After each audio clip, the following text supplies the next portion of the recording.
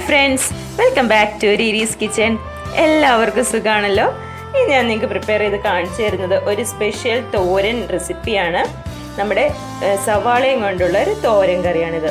നമ്മുടെ പച്ചക്കറികളൊന്നും ഇല്ലാത്ത സമയത്ത് ഇപ്പോൾ സവാളയൊക്കെ ഉണ്ടെങ്കിൽ നമുക്ക് പെട്ടെന്ന് തയ്യാറാക്കാൻ പറ്റിയ ഒരു ടേസ്റ്റി ആയിട്ടുള്ളൊരു തോരൻ കറിയാണ്. അപ്പോൾ ഇതെങ്ങനെ പ്രിപ്പയർ ചെയ്ത് നമുക്ക് നോക്കാം. അതിനു മുന്നേ ചാനൽ ആദ്യമായി കാണിക്കുകയാണെങ്കിൽ സബ്സ്ക്രൈബ് ചെയ്യാൻ മറക്കരുത്. അതുപോലെ തന്നെ ഈ വീഡിയോ നിങ്ങൾക്ക് ഇഷ്ടമായാൽ ലൈക്ക് ചെയ്യാനും ഫ്രണ്ട്സിനൊക്കെ ഷെയർ ചെയ്യാനും മറക്കണ്ട. അപ്പോൾ നമ്മുടെ ഈ സവാള തോരൻ എങ്ങനെ പ്രിപ്പയർ ചെയ്ത് നോക്കാം. ഇത് എൻ്റെ ഗ്രാൻഡ് മദറിൻ്റെ റെസിപ്പിയാണിത്. ഗ്രാൻഡ് മദർ പ്രിപ്പയർ ചെയ്തിട്ടാണ് ഞാൻ ആദ്യമായിട്ട് കഴിച്ചിട്ടുള്ളത്. നല്ല ടേസ്റ്റാണ്. അപ്പോൾ ഇത് എല്ലാവരും ഒന്ന് ട്രൈ ചെയ്തൊക്കെ നോക്കണം. നമുക്കിത് പെട്ടെന്ന് തയ്യാറാക്കി എടുക്കാം.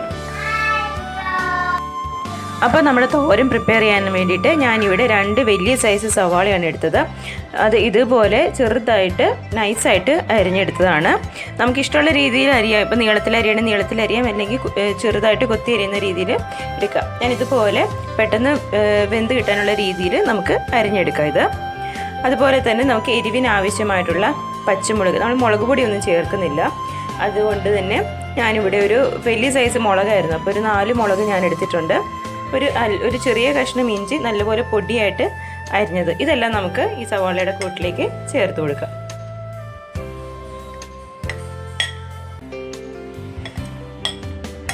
ഇത് വളരെ പെട്ടെന്ന് തന്നെ ഉണ്ടാക്കിയെടുക്കാൻ പറ്റിയ ഒരു തോരൻ കറിയാണിത്.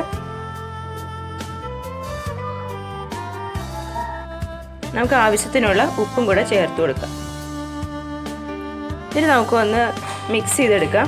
ജസ്റ്റ് ഒന്ന് വെറുതെ ഇതെല്ലാം കൂടി ഒന്ന് ഉപ്പെല്ലാം എല്ലായിടത്തും ഒന്ന് പിടിക്കാൻ വേണ്ടിയിട്ട് ജസ്റ്റ് ഒന്ന് മിക്സ് ചെയ്തെടുക്കാം. ഇനി ഇതിലേക്ക് ഞാൻ ചിരകിയ തേങ്ങയാണ് ചേർത്ത് കൊടുക്കുന്നത്. ഞാനിവിടെ ഒരു 2 പിടി അളവിൽ തേങ്ങ എടുത്തിട്ടുണ്ട്. അത് നമുക്ക് ഇതിലേക്ക് ചേർത്ത് കൊടുക്കാം. ഒരു നുള്ള് മഞ്ഞൾപ്പൊടിയും കൂടെ ചേർത്ത് കൊടുക്കുകയാണ്. ഇതിന് നമുക്ക് ഒരു നുള്ള് മതി മഞ്ഞൾപ്പൊടി.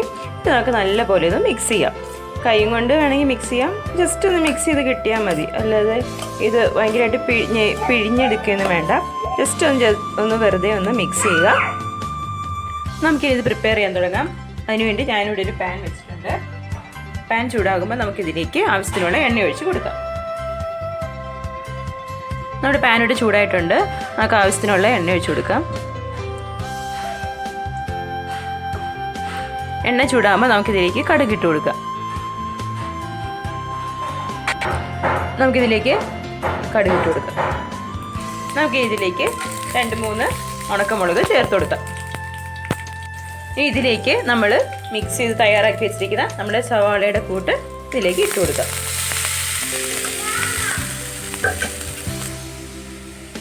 നമുക്ക് നല്ലപോലെ ഇളക്കി കൊടുക്കാം. എന്നിട്ട് ഒരല്പം നേരം അടച്ചു വെച്ച് വേവിച്ചെടുക്കാം.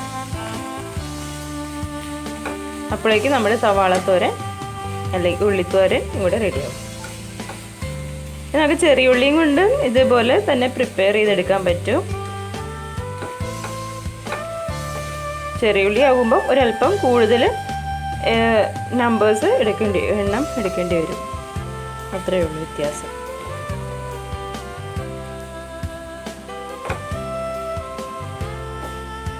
നമുക്കിനി അതിലല്പം നേരം അടച്ചു വെച്ച് വേവിക്കാം. ചെറിയ തീയിൽ ഇട്ടിട്ട് വേവിച്ചെടുക്കാം നമുക്ക്.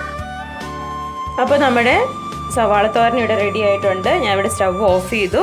ഇനി നമുക്ക് ഇത് ഒരു സെർവിങ് ഡിഷിലേക്ക് മാറ്റാം. അപ്പോൾ നമ്മുടെ സവാളത്തോരൻ ഇവിടെ റെഡി ആയിട്ടുണ്ട്. ഉള്ളിത്തോരൻ എന്നും പറയും നമ്മളിതിനെ. ചെറിയ ഉള്ളിയും കൊണ്ട് നമുക്കിത് പ്രിപ്പയർ ചെയ്ത് എടുക്കാവുന്നതേ ഉള്ളൂ. അപ്പോൾ ഇതെല്ലാവരും ട്രൈ ചെയ്തൊക്കെ നോക്കണം. അപ്പോൾ വേറെ അടിപൊളി റെസിപ്പിയായി വരുന്നവരേക്കും till then take care, bye.